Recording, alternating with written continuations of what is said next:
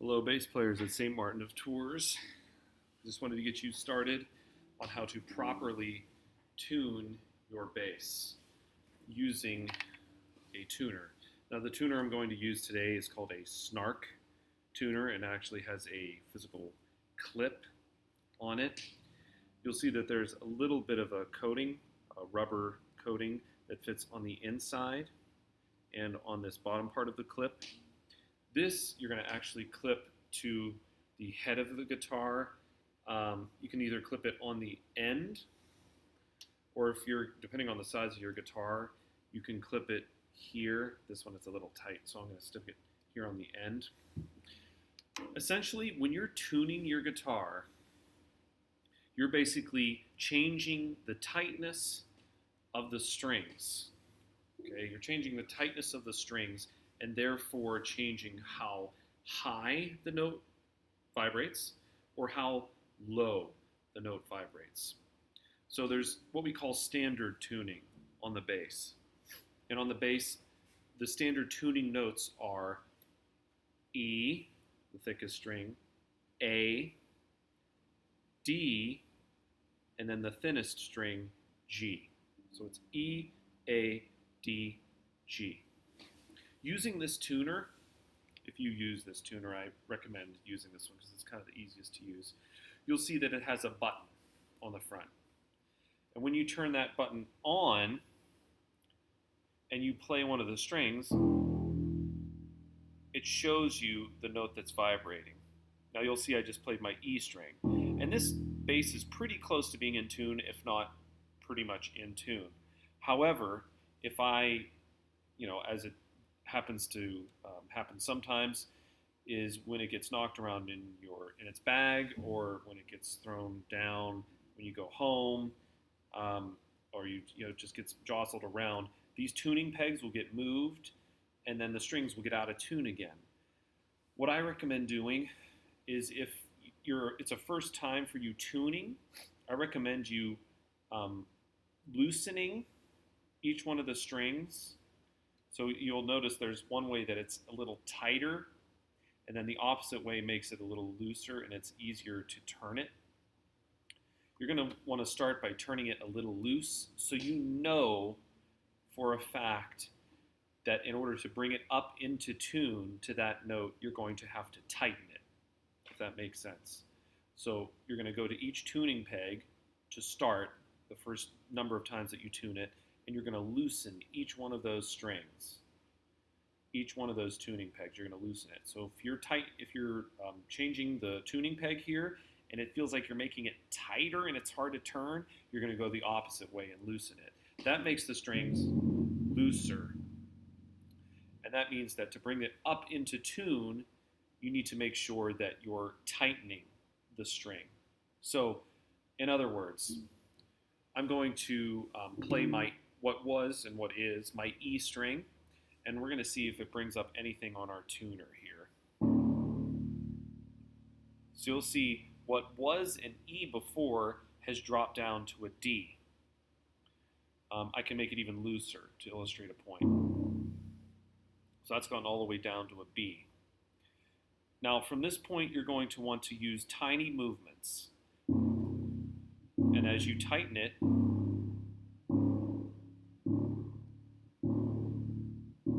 you'll notice that it gets higher and higher till it's D, D sharp, and that means we're almost at E. Getting closer. And there's our E. Now there's another little kind of trick, is that when you're playing, I'll adjust this so you can see.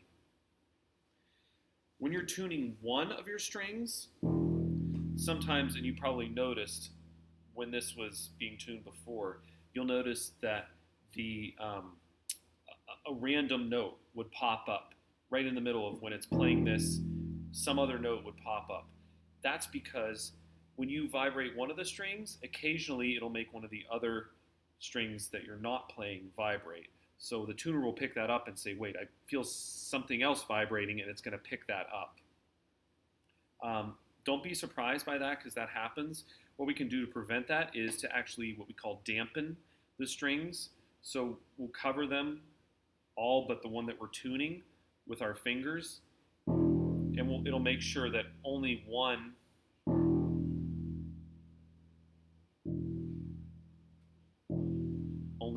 note comes up.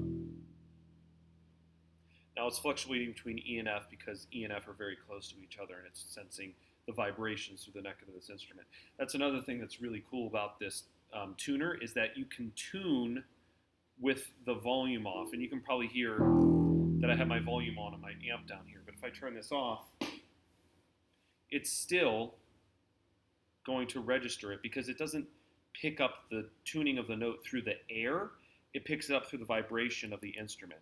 So you can tune completely silently, virtually. You can see it's still popping up there.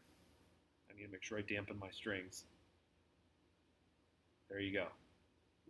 Okay. So that's the basic of tuning each string. Now we've got our E string in tune. Now we need to tune our next string, which is our A string. I'll turn my volume back on so you can hear. So this is what our E string sounds like in tune. That's what it should sound like. Okay, now for our A string, what I like to do is I like to dampen the top string here with my thumb, and then my pointer finger, my left hand, so we know that only the A string is vibrating. And now we play the next string. So now that one's an F sharp. So we know that it's below the note that it should be because we loosened it before. So in order to make this an A, we need to come to our tuning peg up here, follow the string all the way to the peg. So this is the one that we're going to adjust for our A string. And then we're going to tighten that string gradually. So it's F sharp, G, it's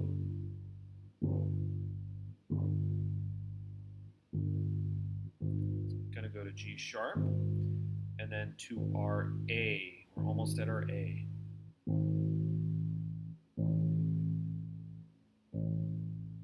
You'll notice multiple notes are coming up quickly just because I can't dampen and turn the peg at the same time, but that's okay. Almost, tiny bit tighter, and we want it as close to that little green mark in the center as possible. There it is. There's our A. Now we do the same thing with our next string, our D. Follow that D. I'll move back so you can see. Follow the D string all the way up to the tuning peg, which now it's going to be, in this bass, it's on the bottom. So let's see what that's coming up with. C sharp. So our C sharp is really close to our D. So all we need to do is tighten this a tiny bit.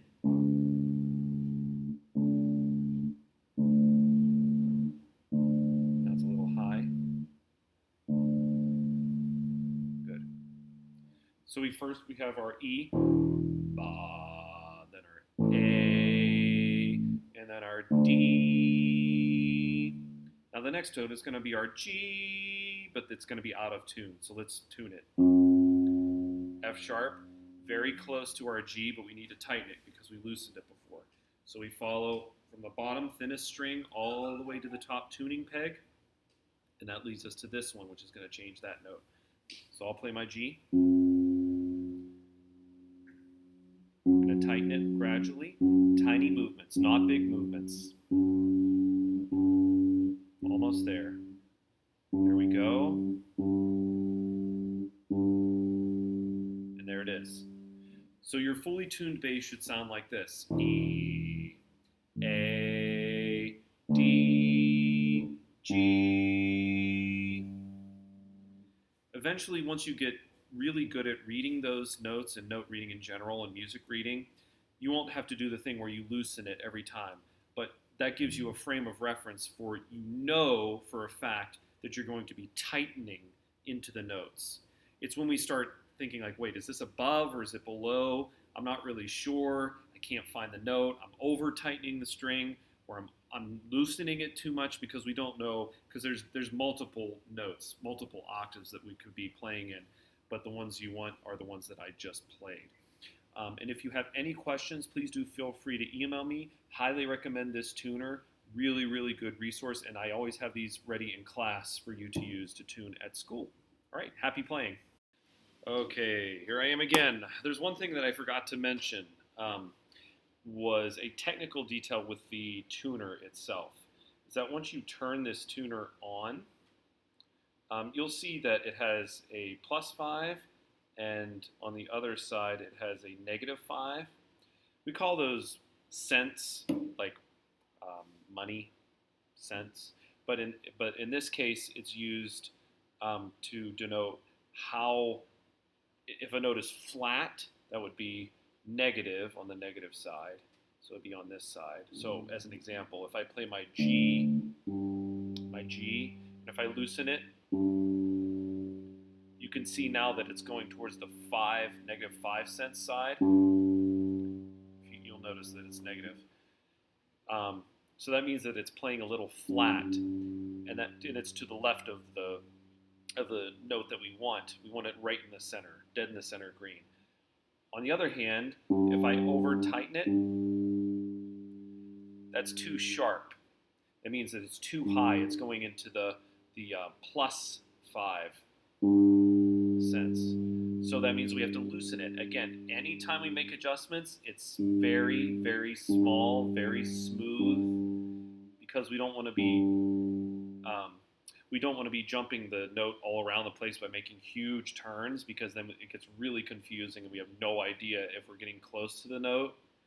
And every time you turn it, it makes a big adjustment. So just very small, very smooth turns when you're doing those adjustments. I'll show you that one more time. So if I loosen it, so you can see my tuning peg, when I adjust, I make movements like this.